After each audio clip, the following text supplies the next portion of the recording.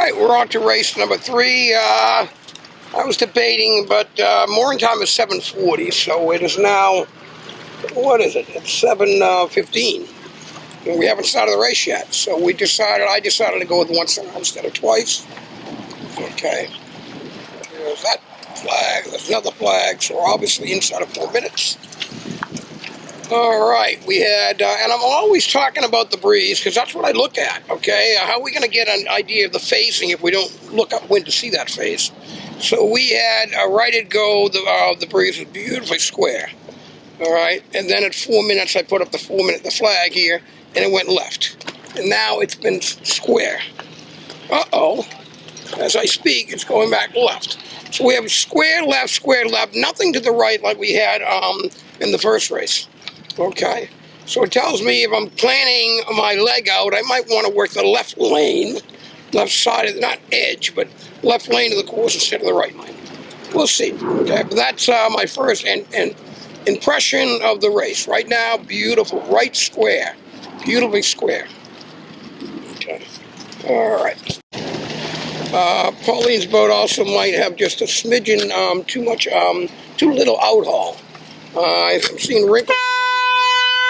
Okay, that one comes down. Well, we're going to do a minute to go. All right, everybody coming back to the line. Great. Kristens are coming back. By Pauline ducking, the Kristens got to get going, or we're going to be late to the line. Okay, you're getting gassed by the boat in front of you, but if you're a leeward boat, say head up, head up. Okay, head the Kristens up. Great. Ooh. Big blast, slightly right of square, so that means, Catherine, please don't be over. We're at 21 seconds, okay, so with the stop and lift at the moment, Catherine, be careful, you're on the line now, okay, when you bear off, you gotta dump your main. Catherine's gotta be over, and there was no really reason for that. I hope I'm wrong, I want to be wrong, I really want to be wrong. And I'm wrong. I can't believe that. Okay, well, I can't believe I'm wrong, but I can't believe that her bow was overlapped with half the pin. But I could see the pin, therefore she was not over. Okay, that was scary. Way too close. You can't even tell the line as well as I can tell it, right?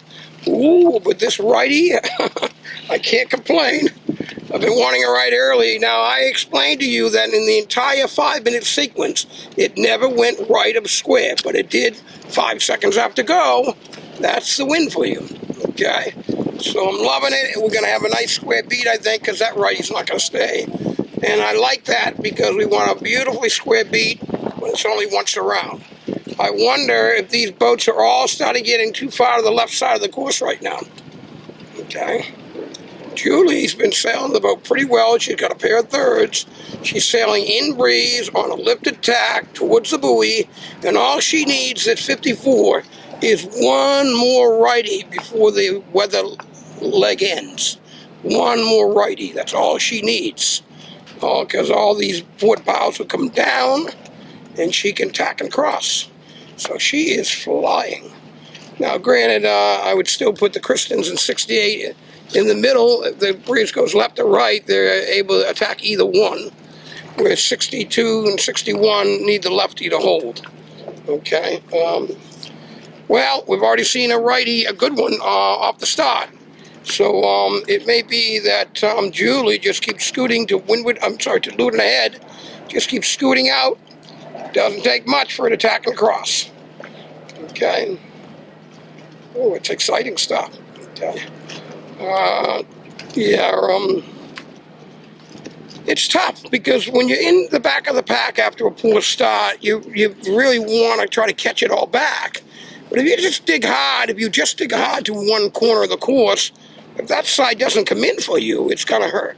So 71, 52, that's tough. Well, just really 52 because they're really on the outskirts of the course. I wonder if that's enough of a puff for Julie to tack now and gain some of it back. If you look over your shoulder, you'll notice that all this pack of 4 boats, they're not moving. In fact, 60's 8 bow just came down. Man, if Julie would tack, screw fetching the weather mark. tack and cross the Kristens, you're a happy camper. Then go worry about the mark. So this is about 10 boat lengths that I wish Julie had thrown a tack in. Or the worst thing can happen is if a big lefty comes back.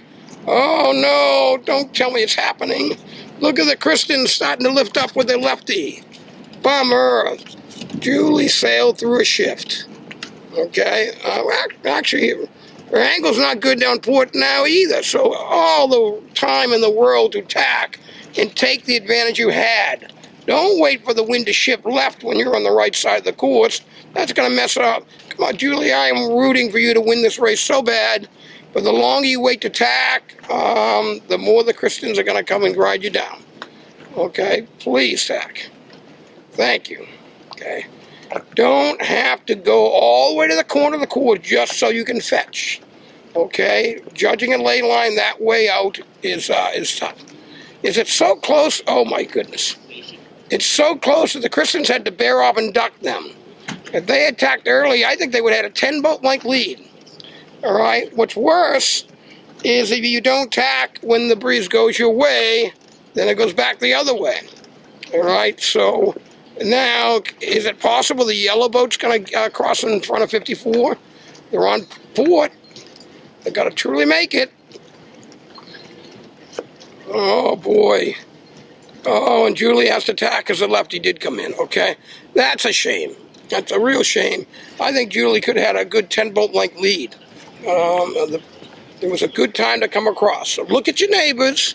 When their bow is down and they're going slow and you're going fast, and you're in a puff, tack. I'm not saying that was a hard righty, but it was enough to get over the top of everybody and round that mark in first place. So that's tactics. Okay?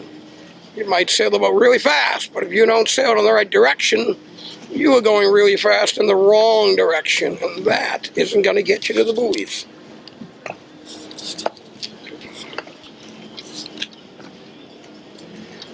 Plenty of time, as I've said, plenty of time to get everything preset. If it's a lefty, it does mean it's a tighter angle, but you can still get the pole up and pre-feed the clue to the pole.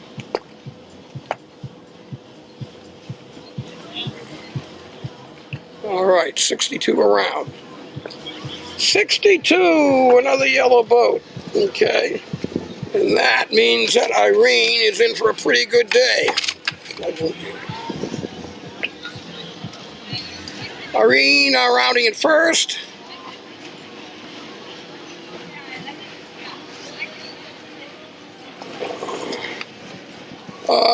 Blue boat, who is that? I'm going to guess that is Griffin. Oh, no, it's not Griffin. Glinda. That might be Meg Holt's boat, 56. They rounded second. But look at Catherine and just two in that boat, and Diane, and they did a best popping of that race, maybe of the day. Look at that thing. It went up right away, and puff, it's all filled up. Okay. Unfortunately, there's a little gap between fourth and fifth. It might be too much for Catherine to make up here. All right. Oh, it is? All right. Well, what do you know? The Kristens did get back into that. And they rounded, I think, in fourth, and then they were third, and now they're really climbing on the 61 horse. All right, so I don't know whether Suzanne is going to hold that. But the Spinnaker looks great. Okay, so hopefully she can come down in this pop and not get rolled by the Kristens. Okay. All right, Irene, stay between the fleet and the mark. If they don't jibe, you don't need to jibe. Well, eventually we'll jibe to the finish. But right now, you can just keep going. It looks beautiful. I have to just remember to point my camera at the boats instead of the sky. Okay. Ooh, I wonder if there's a chance that one of these boats, like 54, if they jibe right now, they may have a chance to cut the corner here, sail a more direct course to the finish line. When the wind is up, you don't have to sail the big angles. That wind is up. If 54 jibes, I think they can finish second place here. Go from fourth to second, if they jibe. I can see their main is lumping, so they have to head up, and that's towards their opponents. Yeah, it's almost too late now. I wish they had jibed. It's not too late. They can still jibe.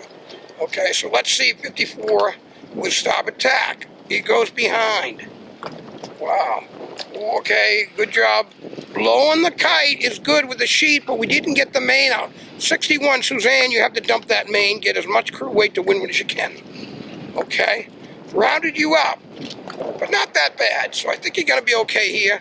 I'm bummed because I think these are going to be tight finishes. I'm going to have to write them down, and I can't have the camera. Suzanne, drive down, and you still beat 54.